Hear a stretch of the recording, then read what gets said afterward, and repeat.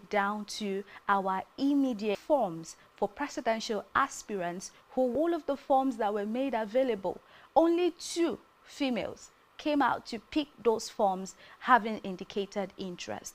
And up to the running point of the election, one was pulled out for not having good enough results to, have what it takes academically to compete with the other men in the race, while the only one who spun through had to pull out on the day of the election because she said she felt so overwhelmed and emotional to continue with the race. Now, that was such a reason that had eyes up, hearts opened, trying to understand why that could be a possible reason to not contest an election that has been sponsored for you.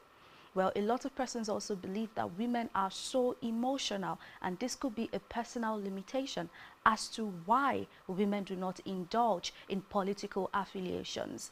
Well, it might interest you to know that there are a lot of key, very notable African women that are dominating the political scene worldwide. And we are talking about people like Ngozi Okonjo-Iweala.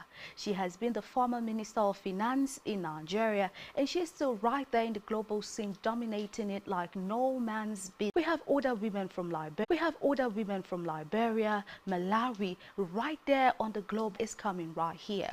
If they can do it, then I'm telling you, dear women, that you too can make sure you get into the political scene and try to dominate. You see, politics is one of the male-dominated areas that women do not try to venture in. And even when you find some of these women in those scenes, you can actually count them to be just a handful. You might want to ask important questions as to why there's no increase of women getting involved in political activities. Why? Could it be that they have so much they are doing already that does not make it good enough for them, so much from them? Are they not educationally equipped to get into these places and do the work? Or do you think they lack determination and focus? Well, we're going to be talking about the barriers for which women are not found in the political scene in the numbers that the world expects to see them.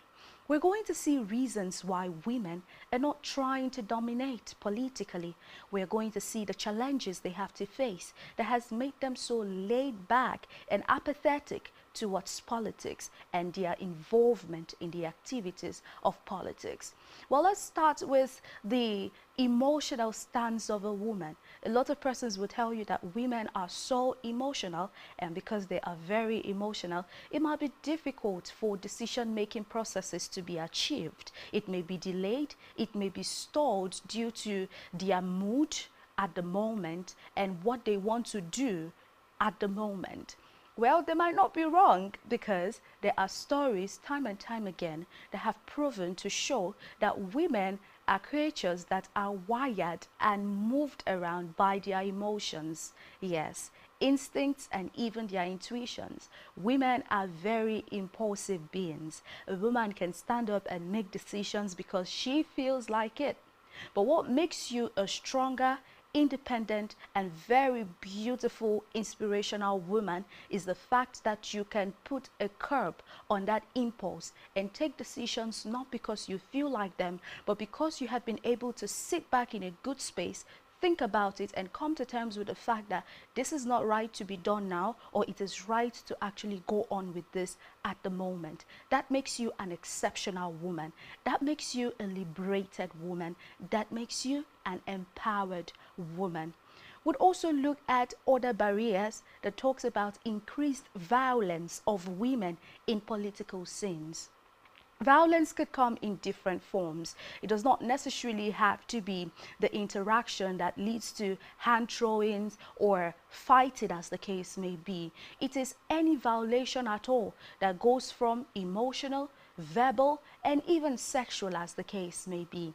A lot of women will tell you that some women get into government and become tools for sexual exploitation and gratification by some of the men in power. Some of them will tell you that they are not being given opportunities even when they are credible enough to merit those opportunities, because they have not put themselves in the position where they can be able to sexually gratify the people in top powerful positions. A lot of women have attested to the fact that they have been physical witnesses and even victims to people in power who likes to use the women who aspire to get into power for sexual gratification. You see, time and time again, women have been placed in positions where they make them feel like they have nothing to offer apart from sexual gratification and satisfaction for the opposite gender. And so women will tell you that instead of venturing into political activities and being used as sex toys, they would prefer to sit back and dominate in women-dominated environments at the end of the day. We're also coming over to share stories of women who would tell you that they have positions for which they have merited so far, but they have not been given these positions. Not because they are not good enough, not because they are not qualified, but because the people feel like because they are women, they are not good enough to occupy those positions. They believe that women should always be led. Women should not lead. And because of this, women feel it is better to sit back and dominate in areas where they can lead and show their intelligence and also experience and put into actions the words that will back up all of their qualifications at the end of the day. We're still talking about the barriers for which women have not been able to venture in their numbers in the political scene in Nigeria. We would also talk about the societal stereotypes, for which people believe that women should not be in leading positions. Stereotypes that say women are supposed to end up in the kitchen. Stereotypes that say women are supposed to be homemakers, stay at home, take care of the kids, and make sure that even if you have something doing, it could be a teaching job or a table market that you sell by the roadside, it does not necessarily have to be you going to the bank or trying to see how you could excel in tech, because what time do you have to put together the family at the end of the day? You see, all of these stereotypes have successfully been able to bound a lot of women in the mental shackles that do not let them take steps that will put them out there and give them opportunities to utilize their potentials. A lot of women have not been able to tap into the potentials they have in them to lead, to also set grounds for which people who would lead can step on. We have women in Nigeria who have been able to step into the political sector, the banking sector, the technological sector, and they have been winning quite big. A lot of men will tell you stereotypically that women who have gotten into these spheres of life, into these sectors of industrialization, do not have happy homes. They do not even have husbands because they would not want to submit at the end of the day. They put some kind of mental fear into you that continues to bound you in shackles and keep you locked up in that cubicle. Therefore, you are not allowed to explore and utilize your potentials. Sometimes, you as a woman do not even know you have certain potentials you hope to explore at the end of the day. And so, societal stereotypes for women have been able to place them in places where they cannot break free from, because women are able to break bounds if only they are given opportunities to. We're going to talk about the mental barrier as well that makes it not possible for women to come out in their numbers to engage in political activities. We're going to talk about the fear that women have been put into. We're going to be talking about the fear that has been instilled in women so far, when women are being made to believe that all they have come to do are to produce babies, to get married and be homemakers, rather than try to go out there and see how they can be productive to not just themselves but even the society at large. And so They tell you that when you have been able to tap into your potential, when you have been able to set goals for yourself realistically and try to see how you can find yourself in dominative areas where you can make a difference, they tell you that all of that power is not good for a woman to wield. They make you understand that if you have all of that power, you might most likely not be able to submit and have a happy home. You might end up meeting men who are insecure, who wants to keep you in their space, have you do the things they want you to do, and not go out there and see how you can make an impact. But dear woman, I dare to tell you that making sure you utilize your potentials, creating the impact that the world hopes to see and experience from you, has absolutely nothing to do with whether you have a happy home or not. They are personal indignations, their personality differences, and their personality types that makes a person disrespectful if they would be disrespectful. It has nothing to do with your choice of vocation or the things you do to create an impact. So while you as a woman tries to see how she can get into areas for which she can dominate and create an impact and make all of the difference that the world hopes to see, you should side by side likewise work on your personality. Try to know who you are. Key into the reality of your personality and know that you have to do the work. You have to put in the work to make sure that you are also a good person, not just having a great portfolio out there and having a questionable character, because our conscience is the judge of character. And you know well within your conscience if you are not being a good person. You know well within your conscience if you have a questionable character.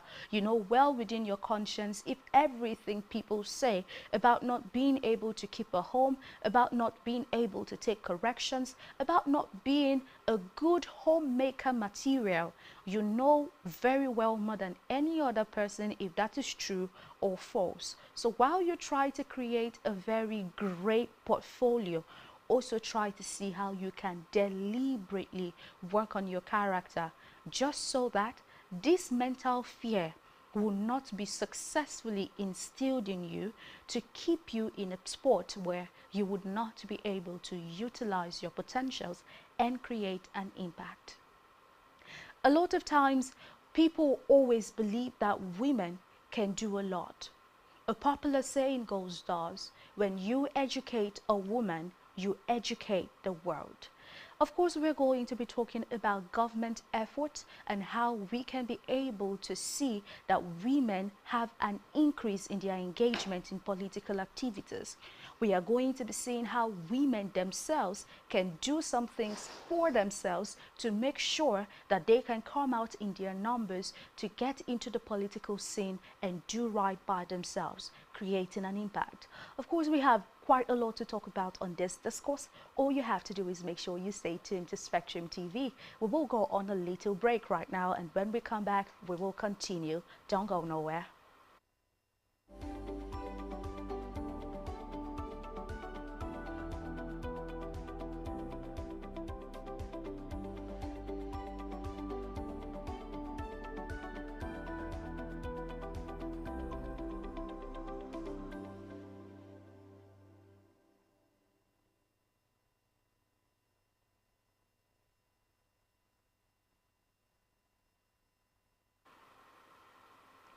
Welcome back to Empower Her on Spectrum TV, and I hope you're having a great time with the discussion we are having on today's episode of the program. Of course, we're talking about women in politics, and we have been able to talk about the barriers for why women have not been able to have an increase in political activities.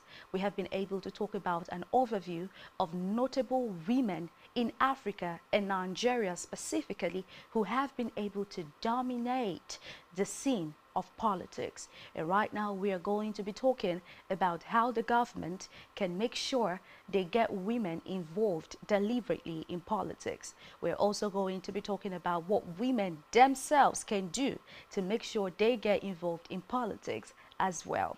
Of course, it is not right to always talk about the problems without trying to see how you can provide solutions to those problems. We have stated out the problems right there, and we will be providing solutions to those problems. Well, first of all, let's see if we can draw the line and create a balance on what the government has to do to make sure there is an increase in women's interest in making sure that women get involved in politics. Well, the very first thing that the government can do is making sure that there are gender quotas made available. And you might be wondering what gender quotas are. Well, this is a platform or measures or legislative measures where the government gets to make sure that the underrepresented gender, for which happens to be the women in this discourse, are given equal rights with the well-presented gender to make sure that they are able to engage in political activities without being sidelined, without having to go through biased activities as well. Well, there should be an end to violence against women in politics. Violence of any sort. Sexual violence, emotional violence, and even verbal violence at the end of the day.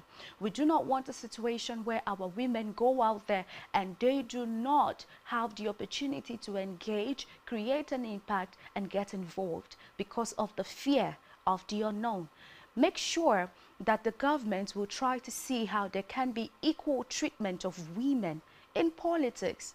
So, in campaigning, in the choosing process, there should be consensus on the fact that women should be treated equally.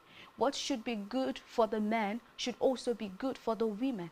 There should not be some sort of decreased activities because this one is meant for a woman. There should not be a place where this person is not supposed to talk because this person is a woman.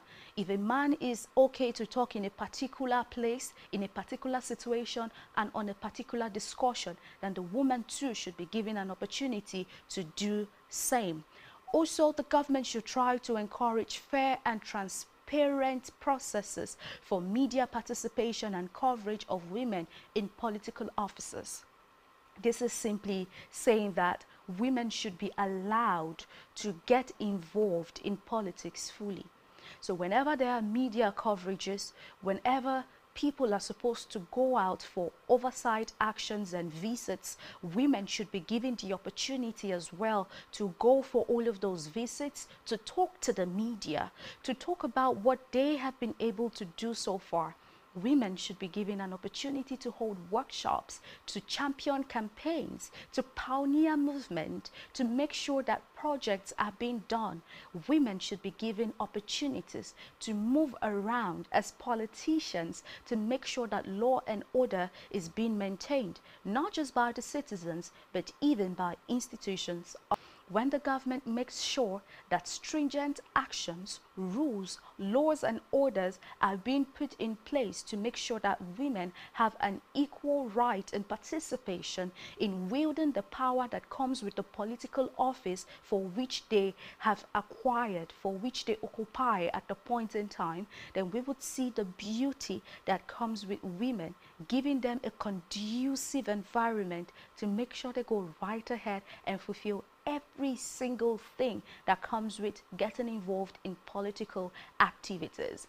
Well, women should also support women in politics. And these are 8 things that women can do to support themselves in politics. Women should try to volunteer to support campaigns. So when you hear that a woman is coming out come 2027 to engage in the electioneering activities, once she has declared interest, we do not need women to sit by the sidelines and say, oh, this woman is going to contest. She see her mates for there. We don't want all of that. We want women to pick up the baton, volunteer to sponsor campaigns, print posters, try to see how they can deliberately support the woman who has declared her intention, and see if we throw our weight behind her, wait for the good news that comes with that. We should also try to see that women are being appreciated whenever they declare interest or intentions, whenever they try to get involved in political activities. Try to see how you can sing their praises, try to see how you can work with their portfolio, try to see how you can give them mentorship and advice, try to see how you can give them a soft landing and a conducive environment. Also, women should be allowed to get involved in political party meetings and alliances, coalitions, whatever it is that people have political activities going on inside. Women should be allowed to join it, because it is in doing this that they are able to learn. It is in doing this that they are able to get involved. It is in doing this that they are able to garner the experience they would need when they decide to get involved in activities like this. Women should learn to throw their weight of support behind women who have decided to be a part of whatever it is that will bring an impact and make sure that women's rights are being protected. Women should also learn to speak up. Women should also learn to turn up. Women should also learn to get engaged. Women should learn to get involved. This is for you, dear women. As much as we are trying to support each other, as much as we are beckoning on the government to come out and help us as well, you as a woman, you have a role to play in making sure that you are fit mentally, physically, psychologically, and sometimes even spiritually for the action you are about to take. Make sure that you are able to make decisions without the rush of impulse. Make sure that you are able to stand firm on your decision. Make sure that you are ready to speak out and shun any form of violence that will be meted out against you. Make sure you have a vision.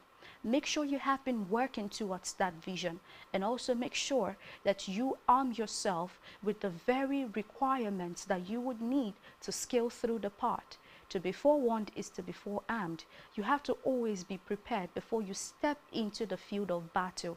Else, you would be cleared out as if you never even showed up, and all of your effort would not even matter. And once again, women will be thrown down there for us to be laughed at. And let us quickly conclude this discourse with what the president of the Women Political Global Forum is saying.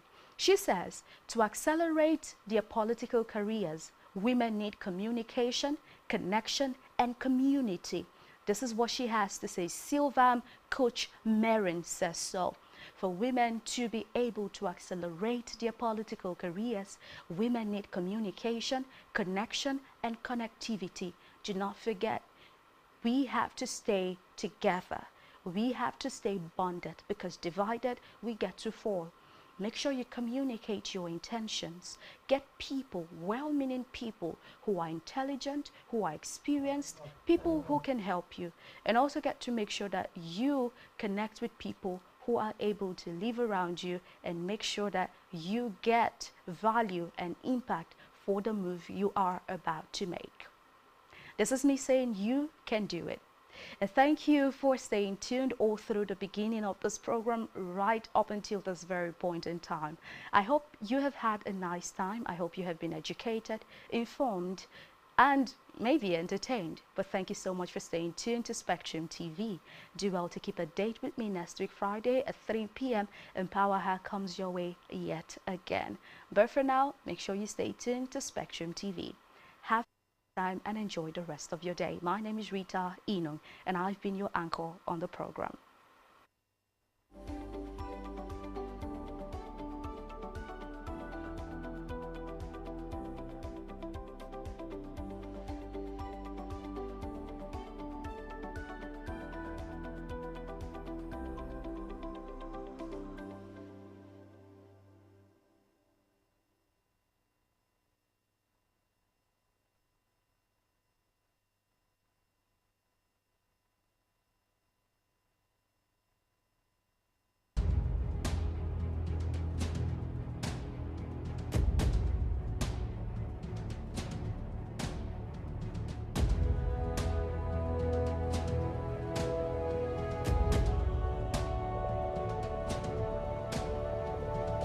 Spectrum TV, broadening your horizon.